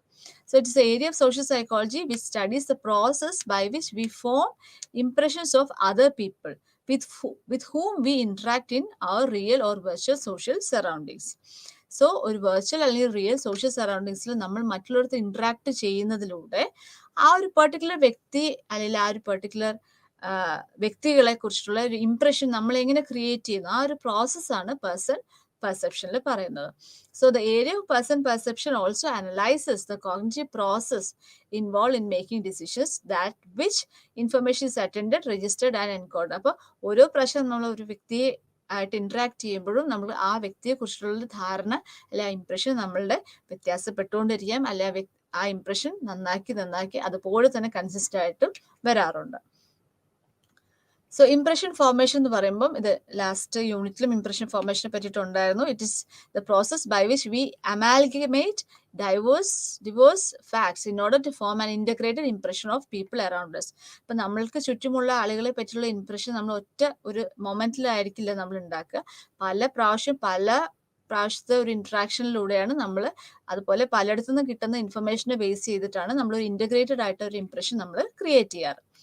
So understanding people in A vacuum is A difficult task. നമുക്കറിയാം ഒരു ഡിഫിക്കൽട്ട് ടാസ്ക് ആണ് ഒരു വ്യക്തിയെ മനസ്സിലാക്കുക. വേറൊരു സാഹചര്യങ്ങളും ഇല്ലാതെ നമുക്കൊരു വ്യക്തിയെ മനസ്സിലാക്കാൻ സാധിക്കില്ല. അപ്പോൾ എന്താണ്, ആ വ്യക്തിയുമായിട്ട് നമ്മൾ ഇന്ററാക്ട് ചെയ്ത ഓരോ സിറ്റുവേഷനിലും ഈ വ്യക്തി എങ്ങനെയാണ് റിയാക്ട് ചെയ്യുന്നത്, അല്ലെങ്കിൽ ഇന്ററാക്ട് ചെയ്യുന്നത്, ആക്ട് ചെയ്യുന്നത്, ഇതുവഴിയാണ് നമ്മൾക്ക് ആ ഒരു വ്യക്തിയുടെ പേഴ്സണാലിറ്റിയെ കുറിച്ചുള്ള ഒരു അസസ്മെന്റ് നടത്തുക, അല്ലെങ്കിൽ അതുവഴി നമുക്കൊരു ഇംപ്രഷൻ ക്രിയേറ്റ് ചെയ്യാനായിട്ട് സാധിക്കുക. സോ ഇതിൽ ഫസ്റ്റ് പറയുന്ന ഒരു പോയിന്റ് എന്ന് പറയുമ്പോൾ ട്രേറ്റ് സെൻട്രാലിറ്റി ആണ്. ട്രേറ്റ് സെൻട്രാലിറ്റിയിൽ പറയുന്നത് ചില ട്രേറ്റ്സ് നമ്മൾ കൂടുതൽ ഇമ്പോർട്ടൻസ് കൊടുക്കാറുണ്ട് than compared to other traits. അതിന് നമ്മൾ സെൻട്രൽ ട്രേറ്റ്സ് നമ്മൾ കൂടുതൽ ഇമ്പോർട്ടൻസ് കൊടുക്കാറുണ്ട് than secondary traits or central traits നമ്മൾ കൂടുതൽ ഇമ്പോർട്ടൻസ് കൊടുക്കാറുണ്ട് ദാൻ സെക്കൻഡറി ട്രേറ്റ്സ് എന്നാണ് പറയാം. സോ അതിനൊരു ഒരു എക്സ്പെരിമെന്റ് ഉണ്ട്, ആഷിന്റെ ഒരു ഇംപ്രഷൻ ഫോർമേഷന്റെ ഒരു എക്സ്പെരിമെന്റ് അതിനകത്ത് പറയുന്നുണ്ട് ഒരു പ്രൊഫസറിനെ പറ്റിയിട്ട്. അപ്പൊ പ്രൊഫസറിന്റെ ഇംപ്രഷൻ നമ്മൾ ക്രിയേറ്റ് ചെയ്യുമ്പോൾ പല ട്രേറ്റ്സിന്റെ കൂടെ ഒരു ട്രേറ്റ് വാം എന്ന് കൊടുത്തു. ഇതേ സെയിം വ്യക്തിയെ പറ്റിയിട്ട് അടുത്ത ഗ്രൂപ്പിന്റെ അടുത്ത് നമ്മൾ കൊടുത്തപ്പം ഈ പറഞ്ഞ പല ട്രേറ്റ്സിന്റെ കൂടെ കോൾഡ് എന്ന് കൊടുത്തു. സോ പിന്നീട് ഇംപ്രഷൻ എങ്ങനെയാണ് ക്രിയേറ്റ് ചെയ്ത് വന്നതെന്ന് പറയുമ്പോൾ വാം എന്ന് ആദ്യം പറഞ്ഞ ആ ഒരു ഇംപ്രഷനെ ബേസ് ചെയ്തിട്ടാണ് ആ ഫസ്റ്റ് ഗ്രൂപ്പ് അസസ്മെന്റ് നടത്തി അല്ലെങ്കിൽ ഇംപ്രഷൻ ഫോം ചെയ്തത്. കോൾഡ് എന്ന് പറയുന്ന ആ ഒരു ട്രേറ്റിനെ ബേസ് ചെയ്തിട്ടാണ് സെക്കൻഡ് ഗ്രൂപ്പ് ഒരു ഇംപ്രഷൻ ഫോം ചെയ്തത്. സോ അവിടെ ഒരു സെൻട്രൽ ട്രേറ്റ്സ് ആയിട്ട് വർക്ക് ചെയ്തത് വാമും കോൾഡും ആണ് than other traits. Okay, so that is trait centrality. അടുത്തത് ഫസ്റ്റ് ഇംപ്രഷനെ പറ്റിയിട്ടാണ്. നമുക്കറിയാം പ്രൈമസി എഫക്റ്റ് എന്നാണ് ഇതിന് പറയുന്ന ഒരു വേറൊരു പേര്. സോ ഇതിൽ പറയുന്ന ഇപ്പോൾ ഒരു ഇന്റർവ്യൂ നമ്മൾ അറ്റൻഡ് ചെയ്യാൻ പോകുമ്പോൾ ഫസ്റ്റ് ഡേ ആണ് കേട്ടോ, ഇന്റർവ്യൂ ആണ് കേട്ടോ, അപ്പോൾ നമ്മൾ എങ്ങനെയാണ് പെരുമാറുക, അല്ലെങ്കിൽ ഇപ്പോൾ ഒരു ഫസ്റ്റ് ഡേ ജോലിക്ക് പോകുമ്പോൾ നമ്മൾ എങ്ങനെയായിരിക്കും എന്ന് നമ്മൾ പറയുന്നത്. So that is primacy effect. അപ്പോൾ ഒരു first impression is A best impression എന്ന് പറയുന്നതിനകത്ത് ഈ ഒരു സാധ്യതയാണ് നമ്മൾ പറയുന്നത്.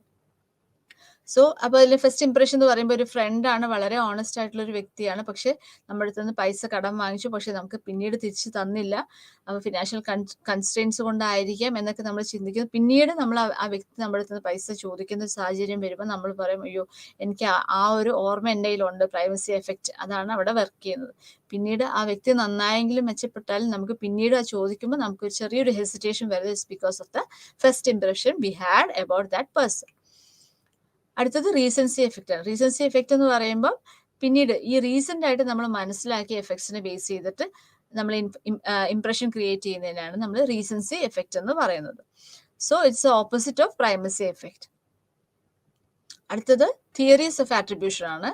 So primacy effect, recency effect ആണ് ഇംപ്രഷൻ ഫോർമേഷനിൽ വരുന്നത്. അടുത്തത് തിയറീസ് ഓഫ് ആട്രിബ്യൂഷൻ. ആട്രിബ്യൂഷൻ എന്ന് പറയുമ്പോൾ എന്താണ് ആട്രിബ്യൂഷൻ എന്ന് പറയുമ്പോൾ ഒരു പെർട്ടിക്കുലർ വ്യക്തിയുടെ ബിഹേവിയർ, ആ ബിഹേവിയറിന്റെ കാരണം തേടി പോകുന്ന ഒരു പ്രോസസ്സാണ് ആട്രിബ്യൂഷൻ എന്ന് പറയുന്നത്. സോ അത് ഇന്റേണൽ ആട്രിബ്യൂഷൻ ആവും, എക്സ്റ്റേണൽ ആട്രിബ്യൂഷൻ ആവും. ഇന്റേണൽ ആട്രിബ്യൂഷൻ എന്ന് പറയുമ്പോൾ ആ വ്യക്തിയുടെ തന്നെ സ്വഭാവം കൊണ്ടാണ് ഈ വ്യക്തിക്ക് ഇങ്ങനെ ഒരു അവസ്ഥ വന്നത്. So that is internal attribution എന്ന് പറഞ്ഞു. എക്സ്റ്റേണൽ ആട്രിബ്യൂഷൻ എന്ന് പറയുമ്പോൾ ഈ വ്യക്തിയുടെ കുഴപ്പമില്ല കേട്ടോ, അവന്റെ സാഹചര്യം കൊണ്ട് ആ വ്യക്തി ആ രീതിയിൽ പെരുമാറിയതാണ് എന്ന് പറയുന്നതാണ് എക്സ്റ്റേണൽ ആട്രിബ്യൂഷൻ എന്ന് പറയുന്നത്. സോ എങ്ങനെയാണെങ്കിലും ഒരു വ്യക്തിയുടെ പെർട്ടിക്കുലർ ബിഹേവിയറിന്റെ റീസൺ എന്താണ്, ഒരു വ്യക്തി ഭയങ്കരമായിട്ടൊരു വയലൻസ് കാണിക്കുന്ന അല്ലെങ്കിൽ അഗ്രസീവ് ആയിട്ടുള്ള ഒരു ചൈൽഡ് ആണ് കേട്ടോ എന്ന് പറയുമ്പോൾ അതിന്റെ റീസൺ ഡിസ്പോസിഷണൽ ഫാക്ടേഴ്സ് അല്ലെങ്കിൽ പേഴ്സണൽ ഫാക്ടേഴ്സ് ആണോ, അതോ ആ വ്യക്തിയുടെ എൻവയോൺമെന്റൽ ഫാക്ടേഴ്സ് അല്ലെങ്കിൽ ഫാമിലി ഫാക്ടേഴ്സ് ആണോ എന്ന് മനസ്സിലാക്കുന്ന ഒരു പ്രോസസ്സാണ് ആട്രിബ്യൂഷൻ എന്ന് പറയുന്നത്. സോ തിയറീസ് ഓഫ് ആട്രിബ്യൂഷനിൽ ഫസ്റ്റ് വരുന്നത് ഹെയ്ഡേഴ്സിന്റെ നെയ്വ് സൈക്കോളജിയാണ്. സോ ഇതിൽ നമ്മൾ പറയുന്നത് ഒരു കോമൺ സെൻസ് റീസണിങ് ആണ് നമ്മൾ പറയുന്നത്, നെയ്വ് സയന്റിസ്റ്റിൽ പറയുന്നത്, നെയ്വ് സൈക്കോളജിയിൽ പറയുന്നത്. So the action of people do not always originate from their personality. നമുക്കറിയാം എല്ലാ വ്യക്തികളും പെരുമാറുമ്പോൾ അതെല്ലാം അവരുടെ പേഴ്സണാലിറ്റി കൊണ്ട് മാത്രം നമുക്ക് പറയാൻ പാടില്ല. കാരണം എന്താ വെച്ച് കഴിഞ്ഞാൽ പല സിറ്റുവേഷണൽ ഫാക്ടേഴ്സും മനുഷ്യരെ ഓരോ രീതിയിലും പെരുമാറാനായിട്ട് പ്രേരിപ്പിക്കാറുണ്ട്. So the actions of people do not always originate from their personality. They may originate from their situation also. So ഹെയ്ഡറിന്റെ ഒരു വ്യൂ പോയിന്റ് അനുസരിച്ച് കോസൽ ആട്രിബ്യൂഷൻ നമ്മൾ ഇൻഫർ ചെയ്യണം. നമ്മൾ ഒരു വ്യക്തിയുടെ ബിഹേവിയറിന് നമ്മൾ എപ്പോഴും ഒരു കാരണം കണ്ടെത്തി എടുക്കണം അല്ലെങ്കിൽ കണ്ടെത്തിയിരിക്കണം എന്നുള്ളതാണ് ഹെയ്ഡറിന്റെ തിയറിയിൽ പറയുന്നത്. So while doing causal attribution നമ്മൾ രണ്ട് ഇൻഫർമേഷൻസ് എടുക്കാറുണ്ട്, രണ്ട് കോസസ് എടുക്കാറുണ്ട്. ഒന്ന് internal causes or internal attribution or external causes or external attribution എന്നുള്ളതാണ്. സോ കോമൺ സെൻസ് റീസണിംഗ് എന്നും ഇതിനെ പറയാറുണ്ട്. It is A method, it's a process and method of finding out the causes of behavior. Okay. So Haider proposed that while doing causal attribution, ഒന്ന് internal attribution നമ്മൾ പറയുന്ന വേറൊരു പേരാണ് ഡിസ്പോസിഷണൽ attribute. അതിന്റെ example ഇപ്പൊ പറയാണ് ഈ ഒരു ഇറിറ്റബിലിറ്റി, ബാഡ് ടെമ്പർ, ഹോസ്റ്റിലിറ്റി, അതെല്ലാം നമ്മൾ ഈ ഡിസ്പോസിഷണൽ ആട്രിബ്യൂഷൻ അല്ലെങ്കിൽ personal attribution or internal attribution എന്ന് പറയാം. ദെൻ അടുത്തത് സിറ്റുവേഷണൽ ആട്രിബ്യൂഷൻ. അവിടെയാണ് എൻവയോൺമെന്റൽ ഫാക്ടേഴ്സ് നമ്മൾ പറയാം. ഇപ്പം അഗ്രസീവ് ആണ്, അതൊരു പ്രൊവക്കേഷൻ വന്നുകൊണ്ടാണ്, അവൻ അത്രയും ഉപദ്രവിക്കുന്ന ഒരു സാഹചര്യം വന്നുകൊണ്ടാണ് അവൻ തിരിച്ച് ആ രീതിയിൽ പെരുമാറിയെന്ന് പറയുന്നതാണ് സിറ്റുവേഷണൽ ആട്രിബ്യൂഷൻ. ഓക്കെ. സോ ഏതാണ് കാരണം എന്നുള്ളത് നമ്മൾ മനസ്സിലാക്കിയെടുക്കണം. ഇന്റേണൽ ആണോ എക്സ്റ്റേണൽ ആണോ എന്ന് നമ്മൾ മനസ്സിലാക്കണം, അല്ലെ ആ ഒരു പ്രോസസ്സ് നമ്മൾ അറിഞ്ഞിരിക്കണം എന്നുള്ളതാണ് ഹെയ്ഡറിന്റെ തിയറിയിൽ പറയുന്നത്. അടുത്തത് correspondent inference theory. Correspondent inference തിയറിയിൽ പറയുന്നത് പേഴ്സൺസ് അവരുടെ ബിഹേവിയേഴ്സ് ഒറിജിനേറ്റ് ചെയ്യുന്നത് പേഴ്സണൽ ഡിസ്പോസിഷൻസ് കൊണ്ടായിരിക്കാം എന്നുള്ളതാണ് ഒരു റീസൺ പറയുന്നത്. So correspondent inference theory proposes that in order to make inference that a persons behaviour originated from personal dispositions we firstly focus on the intention behind the particular behaviour. So ആ ഒരു particular behaviour ആ വ്യക്തി കാണിച്ചു, ഒരു violent behaviour അല്ലെങ്കിൽ aggressive behaviour കാണിച്ചെങ്കിൽ അതിന്റെ കാരണം എന്താണ് എന്ന് നമ്മൾ മനസ്സിലാക്കണം. വെദർ അത് ഒരു പേഴ്സണൽ ഡിസ്പോസിഷൻ അല്ലെങ്കിൽ ഇറിറ്റബിലിറ്റി അല്ലെങ്കിൽ ബാഡ് ടെമ്പറിൽ നിന്ന് വന്നതാണോ എന്ന് നമ്മൾ തിരിച്ചറിയണം എന്നുള്ളതാണ്. സോ അതാണ് കറസ്പോണ്ടന്റ് ഇൻഫറൻസ് തിയറിയിൽ പറയുന്നത്. സോ ഈ ഫസ്റ്റ്ലി ഫോക്കസ്, അപ്പൊ നമ്മൾ ആദ്യം ഫോക്കസ് ചെയ്യുന്നത് വെദർ പേഴ്സണൽ ഡിസ്പോസിഷൻസ് അവന്റെ കയ്യിലിരിപ്പുണ്ടാണോ എന്നാണ് ആദ്യം നമ്മൾ ചോദിക്കുക. അതിനുശേഷമാണ് പിന്നീട് നമ്മൾ അങ്ങനെയാണോ അല്ലയോ എന്നുള്ളത് നമ്മൾ പല ഫാക്ടേഴ്സ് നമ്മൾ കൺസിഡർ ചെയ്യാം. സോ ഇതിനൊരു എക്സാമ്പിൾ നോൺ കോമൺ എഫക്ട്സ് എന്നാണ് ഇതിന് പറയാം. ഇപ്പം ഒരു ലോ ഡിസൈറബിലിറ്റി ആണ്, അതായത് അങ്ങനെ മറ്റുള്ളവർ ഫോഴ്സ് ചെയ്തിട്ട് വന്ന ഒരു ബിഹേവിയർ അല്ലെങ്കിലും എല്ലാവരും ഇങ്ങനൊരു സിറ്റുവേഷൻ വന്നാൽ ഈ ഒരു രീതിയിലാണ് റിയാക്ട് ചെയ്യുക എന്നുള്ളതും, അതുപോലെ ഇങ്ങനൊരു കാര്യത്തിന് ഒരു നോൺ കോമൺ ആയിട്ടുള്ള ഒരു എഫക്റ്റ് ഉണ്ടെങ്കിലും അപ്പൊ ഇങ്ങനൊരു സാഹചര്യം വരികയാണെങ്കിൽ നമുക്ക് പറയാം അത് എക്സ്റ്റേണൽ റീസൺസ് ആണ് കാരണം എന്ന് പറയാം. ആ സമയം ഇപ്പം ഒരു നോൺ കോമൺ എഫക്റ്റ് അല്ല എങ്കിലും ഹൈ സോഷ്യൽ ഡിസൈറബിലിറ്റി അവിടെ വന്നിട്ടുണ്ടെങ്കിലും അങ്ങനെയാണെങ്കിൽ നമ്മൾ പറയും ഒരു ഇന്റേണൽ റീസൺ ആണ് നമ്മൾ പറയാം. ഫോർ എക്സാമ്പിൾ ഇപ്പം ഒരു പെൺകുട്ടി മിടുക്കിയായിട്ട് പഠിക്കുന്ന ഒരു പെൺകുട്ടിയായിരുന്നു, നല്ല എഡ്യൂക്കേറ്റഡ് ആയിട്ടുള്ള ഒരു വ്യക്തി, നല്ല കാണാനും ബ്യൂട്ടിഫുൾ ആയിട്ടുള്ള ഒരു വ്യക്തി. പക്ഷെ ആ വ്യക്തി മാരി ചെയ്തത് ഈ കുട്ടിയെക്കാളും പഠിപ്പും അതുപോലെ അപ്പിയറൻസിലും എല്ലാം വളരെ ഡിഫറൻസ് ഉള്ള ഒരു വ്യക്തിയെ കല്യാണം കഴിച്ചു എന്ന് നമ്മൾ അറിയുന്നു.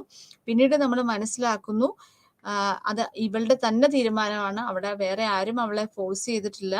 ഫ്രീ ആയിട്ട് അവള് തന്നെ ചൂസ് ചെയ്ത ഒരു തീരുമാനമാണെന്നും അവിടെ വേറെ ആരാണെങ്കിലും ആ ഒരു രീതിയിൽ ചിന്തിക്കില്ലായിരുന്നു എന്ന് പറഞ്ഞാൽ സോഷ്യൽ ഡിസേബിലിറ്റി ഇല്ല എന്ന് പറയുന്ന ഒരു അവസ്ഥയും അത് വളരെ ഒരു അൺകോമൺ ആയിട്ടുള്ള ഒരു അല്ലെങ്കിൽ നോൺ കോമൺ ആയിട്ടുള്ള ഒരു എഫക്റ്റ് ആണ്. അത് അങ്ങനെ ആരും അങ്ങനെ ചെയ്യാറില്ല. ഇങ്ങനൊരു സാഹചര്യം വരുമ്പോഴാണ് നമ്മൾ ചിന്തിക്കുക പിന്നെ എന്തുകൊണ്ട് ഈ കുട്ടി ഇങ്ങനെ ചെയ്തു എന്ന് നമ്മൾ ചിന്തിക്കുമ്പോഴാണ് ഈ കുട്ടി മാരി ചെയ്ത ഒരു മില്ലിയനറെ ആണ്. അപ്പം സാമ്പത്തികം എന്ന് പറയുന്ന ഒരു ഫാക്ടറാണ് അവിടെ എടുത്തത്. അപ്പൊ ഈ കുട്ടിയുടെ ഒരു ഗ്രീഡിനെസ് എന്ന് പറയുന്ന ഒരു പേഴ്സണൽ ഡിസ്പോസിഷൻ ആണ് ആ ഒരു പെർട്ടിക്കുലർ ബിഹേവിയറിന് കാരണം എന്ന് നമ്മൾ മനസ്സിലാക്കുകയാണ്. സോ അതാണ് ഫ്രീലി ചോസൺ ആണ്. സോഷ്യൽ ഡിസൈറബിലിറ്റി വളരെ ലോ ആണ്. നോൺ കോമൺ എഫക്റ്റും വരികയാണ്. അപ്പൊ അങ്ങനെ വരുമ്പം അവിടെ പേഴ്സൺ തന്നെയാണ് കാരണം, അല്ലെങ്കിൽ പേഴ്സണൽ ഡിസ്പോസിഷൻ ആണ് കാരണം എന്ന് പറയാം. അതിന്റെ നേരെ ഓപ്പോസിറ്റ് ആണ് ഇപ്പം ഫാമിലി വീട്ടുകാരെ ഫോഴ്സ് ചെയ്തതാണ്.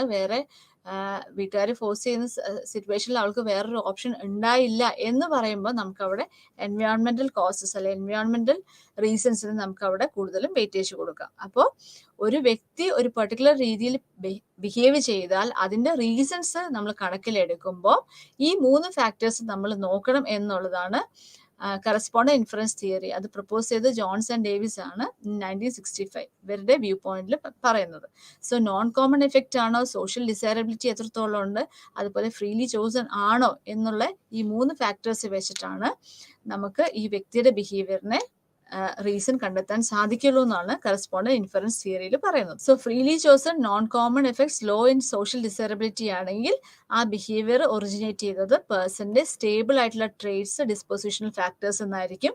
പക്ഷെ മറ്റുള്ളവർ ഫോഴ്സ് ചെയ്തിട്ടാണ്, കോമൺ ആണ് ഇങ്ങനൊരു എഫക്റ്റ് മിക്കവരും ഇങ്ങനെ തന്നെയാണ് ചെയ്യുക എന്ന് പറയുന്ന ഒരു അവസ്ഥ. അതുപോലെ സോഷ്യൽ ഡിസൈറബിലിറ്റിയും ഹൈ ആണെങ്കിൽ നമുക്ക് പറയാം സിറ്റുവേഷണൽ ഫാക്ടേഴ്സ് ആണ് ആ ഒരു ബിഹേവിയറിന്റെ റീസൺ എന്ന് പറയാം. ഓക്കെ, അതാണ് കറസ്പോണ്ടന്റ് ഇൻഫറൻസ് തിയറിയിൽ പറയുന്നത്. So, this correspondent inference theory states that we are most likely to conclude that others' behavior reflects their stable traits and dispositional factors when that behavior is freely chosen, yields distinctive and non-common effects, and is low in social desirability. അപ്പോൾ ഇത്രയും കാര്യങ്ങൾ വന്നാലാണ് അത് അവരുടെ traits അല്ലെങ്കിൽ ഡിസ്പോസിഷണൽ factors ആണെന്ന് നമുക്ക് പറയാൻ സാധിക്കുള്ളൂ. അടുത്തത് കോവേരിയേഷൻ മോഡലാണ്. അപ്പൊ കോവേരിയേഷൻ മോഡലിൽ പറയുന്നത് മൾട്ടിപ്പിൾ ആയിട്ട് നമ്മൾ ഒബ്സർവ് ചെയ്ത് കഴിഞ്ഞാലാണ് ഒരു വ്യക്തിയുടെ ബിഹേവിയറിന്റെ ഒരു റീസൺ നമുക്ക് കൃത്യമായിട്ട് കണ്ടെത്താൻ സാധിക്കുള്ളൂ എന്നാണ് കോവേരിയേഷൻ മോഡലിൽ പറയുന്നത്. സോ ഹെറോൾഡ് കെല്ലിയാണ് ഈ ഒരു മോഡൽ പ്രിപ്പയർ ചെയ്തത്. സോ ഇതില് 3 ഫാക്ടേഴ്സ് ആണ് പറയുന്നത്: consensus information, distinctiveness information, consistency information. ഈ 3 ഇൻഫർമേഷൻസ് നമ്മൾ കളക്ട് ചെയ്ത് കഴിഞ്ഞാൽ മാത്രമാണ് നമ്മൾക്ക് ആ ഒരു പർട്ടിക്കുലർ രീതിയിൽ ഒരു കുട്ടി അല്ലെങ്കിൽ ഒരു വ്യക്തി ബിഹേവ് ചെയ്താൽ അതിന് റീസൺ നമുക്ക് കൃത്യമായിട്ട് മനസ്സിലാക്കാൻ സാധിക്കുള്ളൂ എന്ന് പറയുന്നത്. സോ ഇതിൽ ഫസ്റ്റ് വരുന്നത് കൺസെൻസസ് ഇൻഫർമേഷൻ ആണ്. കൺസെൻസസ് ഇൻഫർമേഷൻ എന്ന് പറയുമ്പോൾ ഈ വ്യക്തി എങ്ങനെയാ പെരുമാറിയത് അതുപോലെ തന്നെയാണോ ബാക്കി എല്ലാവരും പെരുമാറുന്നത്. അങ്ങനെയാണെങ്കിൽ അതൊരു കൺസെൻസസ് ഇൻഫർമേഷൻ ആണെന്ന് നമുക്ക് പറയാം.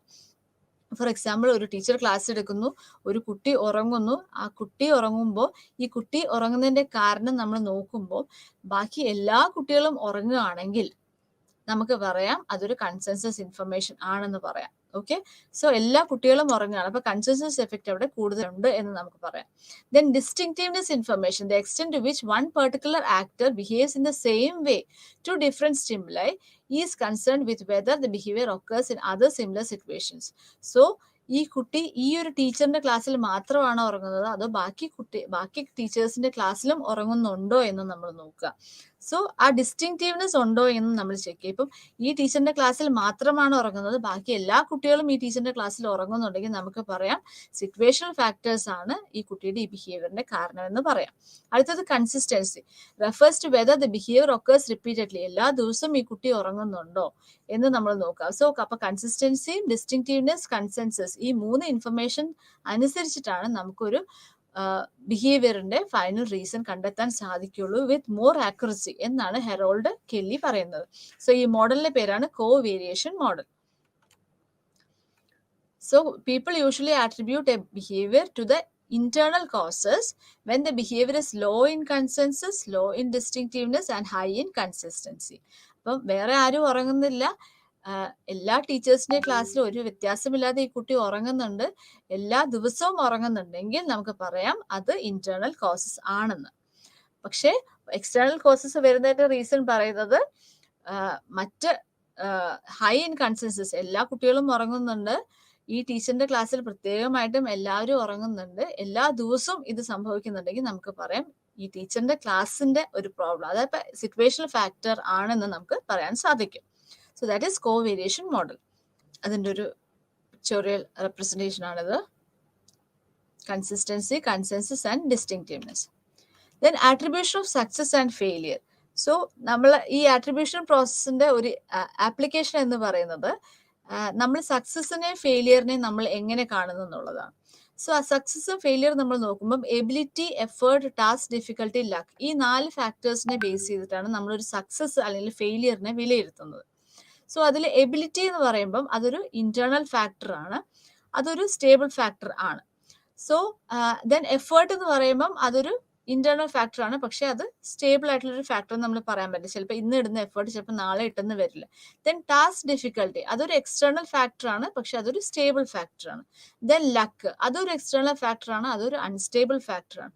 അപ്പോൾ നമ്മളൊരു സക്സസിനെയും ഫെയിലിയറിനെയും വിലയിരുത്തുമ്പോൾ നമ്മൾ ഇതെല്ലാം കൺസിഡർ ചെയ്തിട്ടാണ് ഒരു ഫൈനൽ ഡിസ്പൊസിഷൻ അല്ലെങ്കിൽ ഒരു സിറ്റുവേഷണൽ ആട്രിബ്യൂഷനിലേക്ക് എത്തുക എന്നുള്ളതാണ് പറയുന്നത്.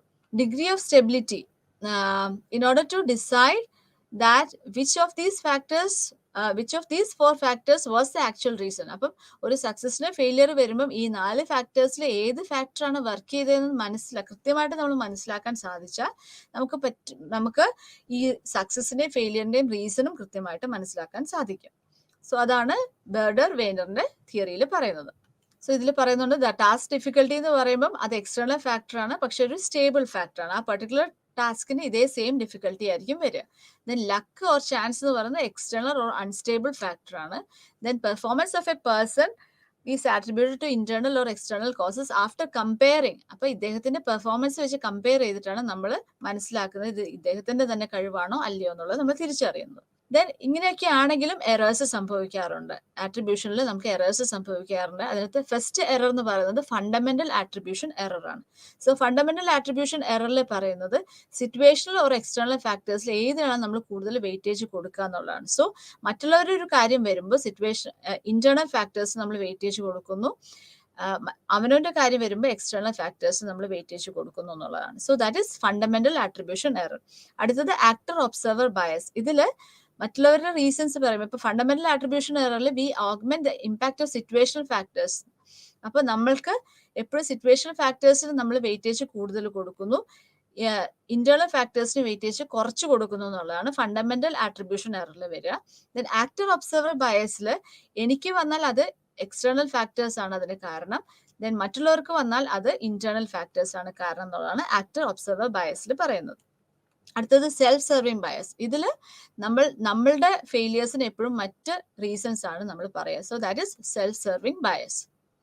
Then ultimate attribution error. Ultimate attribution എററിൽ പറയുന്നത് self serving bias group level, അതായത് എൻ്റെ ഗ്രൂപ്പ് ചെയ്യുമ്പോൾ അവിടെ എന്തെങ്കിലും ഇഷ്യൂസ് വന്നിട്ടുണ്ടെങ്കിൽ അതിന് മറ്റുള്ളവരാണ് കാരണം എന്ന് പറയാം. അതുപോലെ എൻ്റെ ഗ്രൂപ്പ് മെച്ചമായിട്ട് നിൽക്കുന്നുണ്ടെങ്കിൽ അതിന്റെ കാരണം എൻ്റെ ഒരു കപ്പാസിറ്റി ആണ്, അല്ലെങ്കിൽ ഞങ്ങളുടെ ഗ്രൂപ്പിന്റെ കപ്പാസിറ്റി ആണെന്ന് പറയുന്നതാണ് അൾട്ടിമേറ്റ് ആട്രിബ്യൂഷൻ എറർ എന്ന് പറയുന്നത്. So it refers to the self serving bias operated at the group level. So it suggests that we have strong tendency to defend our own group. നമ്മൾ പെർസെപ്ഷനെ പറ്റിയിട്ട് പറഞ്ഞു, ഇംപ്രഷൻ ഫോർമേഷനെ പറ്റിയിട്ട് നമ്മൾ പറഞ്ഞു, ദെൻ ഇംപ്രഷൻ ഫോർമേഷനിൽ വരുന്ന പ്രൈമസി ഇഫക്റ്റ് ആൻഡ് റീസൻസി ഇഫക്റ്റിനെ പറ്റിയിട്ട് നമ്മൾ പറഞ്ഞു. ദെൻ തിയറീസ് ഓഫ് ആട്രിബ്യൂഷൻ പറഞ്ഞു. സോ തിയറീസ് ഓഫ് ആട്രിബ്യൂഷനിൽ ഫസ്റ്റ് നെയ്വിന്റെ സൈക്കോളജി തിയറിയാണ് പറഞ്ഞത്, കോമൺ സെൻസ് റീസണിങ് ആണ്. ദെൻ രണ്ടാമത് കറസ്പോണ്ടന്റ് ഇൻഫറൻസ് തിയറിയാണ്. സോ കറസ്പോണ്ടന്റ് ഇൻഫറൻസ് തിയറിയിൽ പറയുന്നത് പേഴ്സന്റെ ബിഹേവിയർ ഒറിജിനേറ്റ് ചെയ്യുന്ന പേഴ്സണൽ ഡിസ്പോസിഷൻസ് ആണ് കാരണം എന്ന് പറയണമെങ്കിൽ അവിടെ social desirability, normativeness and non common effects നമ്മൾ കൺസിഡർ ചെയ്യണം എന്നാണ് പറയുക. Then correspondent inference theory, covariation model, then success and failure, attribution, then errors, fundamental attribution error, actor observer bias, self-serving bias and ultimate attribution error. So ഇന്നത്തെ class ഇവിടെ അവസാനിച്ചു. ഇനി അടുത്ത class വരയ്ക്കും. നന്ദി, നമസ്കാരം.